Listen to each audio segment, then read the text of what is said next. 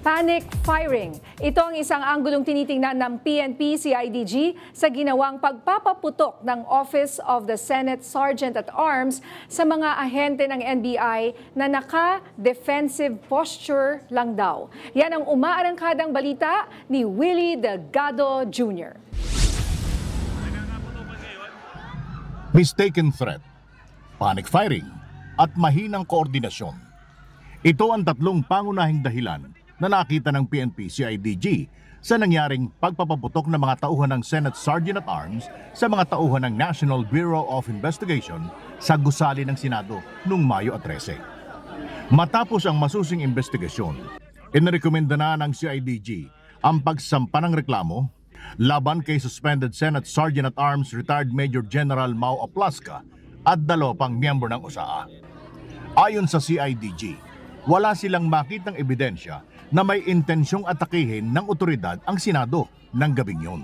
At wala ring intensyong manakit o lumusob ang mga nasa loob ng GSIS building.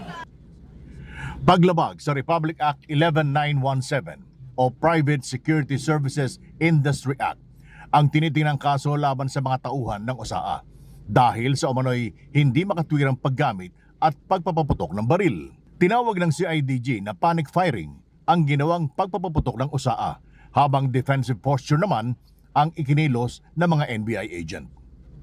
Katwiran ng CIDG, kung may planong umatake ang NBI, hindi nila iiwan ang kanilang pwesto.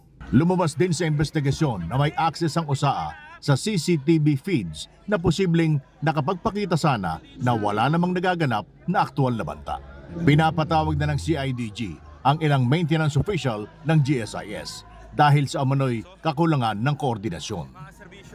Ayon kay General Morico, maiiwasan sana ang insidente kung maayos na naipasa ang impormasyon. Isinasailalim na ng CIDG ang baril na isinuko ni Suspended Sergeant at Arms Mau Aplasca na hinihinalang pinanggalingan ng 23 basyo ng bala.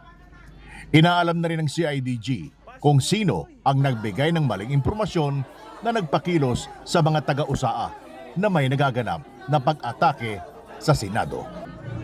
Ako si Willie Delgado Jr. ng PRTV News, nagseserbisyo para sa Pilipino.